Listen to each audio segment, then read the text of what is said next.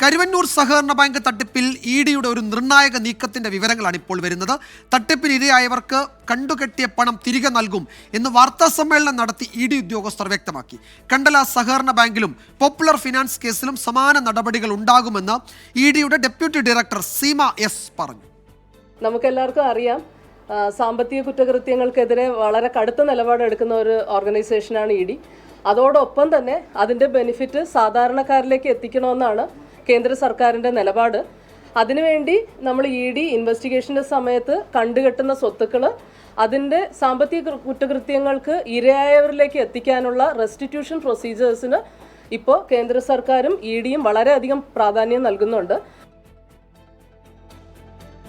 അമൽ സുരേന്ദ്രൻ വിവരങ്ങൾ നൽകും. അമൽ, ഇത് വളരെ അപൂർവമായി ഒരു അന്വേഷണ ഏജൻസി എന്ന നിലയിൽ ഇഡി ഒരു വാർത്താ സമ്മേളനം നടത്തുന്നു നമ്മൾ അങ്ങനെ കണ്ടിട്ടില്ല. അത്തരമൊരു വാർത്താ സമ്മേളനം നടത്തുന്നു. ഈ കണ്ടുകെട്ടിയ പണം PMLA കോടതി വഴി ഇരകൾക്ക്, പണം നഷ്ടമായവർക്ക് തിരികെ നൽകാൻ ഉള്ള പ്രഖ്യാപനം നടത്തുന്നു. അപ്പോൾ നേരത്തെ തെരഞ്ഞെടുപ്പ് പ്രചാരണ സമയത്ത് പ്രധാനമന്ത്രി പറഞ്ഞത് ഈ പണം ഇരകൾക്ക് തിരികെ നൽകാൻ പോവുകയാണ് എന്ന് പറഞ്ഞിരുന്നു. അപ്പോൾ അതിൻ്റെ തുടർച്ചയായി നടക്കുന്ന നീക്കങ്ങളാണോ ഇത്? ഇതിൻ്റെ വിശദാംശങ്ങൾ ഈ വാർത്താ സമ്മേളനത്തിൽ ഇഡി ഉദ്യോഗസ്ഥർ വിശദീകരിച്ചിട്ടുണ്ടോ അമൽ?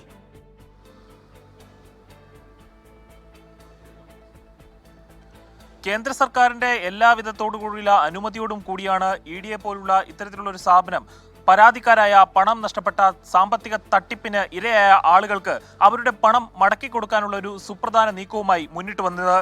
ഉത്തരേന്ത്യയിൽ അടക്കമുള്ള പല ഭാഗങ്ങളിലും പല സംസ്ഥാനങ്ങളിലും ഇതിനു മുൻപും ഇഡി ഇത്തരത്തിൽ കണ്ടുകെട്ടിയ പണം അതിൻ്റെ പരാതിക്കാർക്ക് മടക്കി നൽകുന്ന സാഹചര്യങ്ങളുണ്ടായിരുന്നു. പക്ഷേ കേരളത്തിലോ സൗത്ത് ഇന്ത്യയിൽ മൊത്തത്തിലോ ഇത്തരത്തിലുള്ളൊരു പരിപാടി അല്ലെങ്കിൽ ഇത്തരത്തിലുള്ളൊരു പദ്ധതി ആദ്യമായി തന്നെയാണ് ഇഡി മുന്നോട്ട് വയ്ക്കുന്നത് എന്ന് നിസ്സംശയം പറയാൻ സാധിക്കും.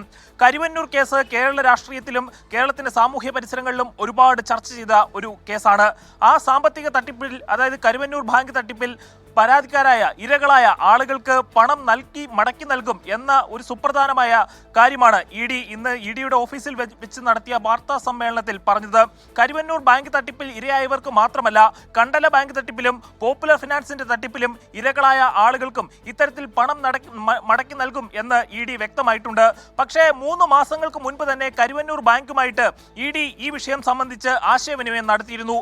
3 മാസങ്ങൾക്കിപ്പുറവും ബാങ്കിന്റെ ഭാഗത്തുനിന്ന് യാതൊരു തരത്തിലുള്ള ഒരു സ്ഥിരീകരണവും ഇക്കാര്യത്തിൽ ഉണ്ടായിട്ടില്ല എന്നാണ് ഇഡി ഉദ്യോഗസ്ഥർ നമ്മളോട് പറഞ്ഞിട്ടുള്ളത്. അതുകൊണ്ട് തന്നെ എന്തുകൊണ്ടാണ് കരുവന്നൂർ ബാങ്ക് ഇത്തരത്തിലുള്ള ഒരു കാര്യത്തിൽ ഇഡിയുമായി സഹകരിക്കാത്തത് എന്ന് സംശയാസ്പദമാണ്. മറ്റൊരു പ്രധാനപ്പെട്ട കാര്യം, ഈ കേസിൽ കരുവന്നൂർ ബാങ്കിനെയാണ് ഇഡി ഇരയായി കാണുന്നത്. അതായത് ഇരയ്ക്ക് ഈ ബാങ്ക് ഇരയായി വരുമ്പോൾ ബാങ്കിനായിരിക്കും പണം കൊടുക്കുക, ബാങ്കിൽ നിന്ന് പിന്നീട് നിക്ഷേപകർക്ക് വാങ്ങാം എന്നൊരു നയമാണ് ഇഡി സ്വീകരിച്ചിട്ടുള്ളത്. അതുപോലെ തന്നെ കൊടകര കുഴൽപ്പണ കേസിലും ഇഡി സുപ്രധാനമായ നീക്കങ്ങൾ നടത്തുന്നു എന്നാണ് നമുക്ക് ഈ അവസരത്തിൽ പറയാനുള്ളത്. വിജയകുമാർ. യെസ്, അമൽ സുരേന്ദ്രനാണ് വിവരങ്ങൾ നൽകിയത്. ഇഡി ഒരു വാർത്താ സമ്മേളനം നടത്തി ഇക്കാര്യങ്ങൾ വിശദീകരിക്കുകയാണ്. കരുവന്നൂരിലെ പണം നഷ്ടമായവർക്ക് ബാങ്ക് വഴി തന്നെ പണം നൽകും, കോടതിയുടെ മേൽനോട്ടം ഉണ്ടാകും, അതിനുള്ള നടപടികളിലേക്ക് പോവുകയാണ്. സമാന കേസുകൾ, കണ്ടല കേസിൽ അതുപോലെ മറ്റ് സാമ്പത്തിക തട്ടിപ്പ് ഇഡി അന്വേഷിക്കുന്ന കേസുകളിലൊക്കെ ഈ നടപടി ഉണ്ടാകും എന്നാണ് ഉന്നത ഉദ്യോഗസ്ഥർ അറിയിച്ചത്.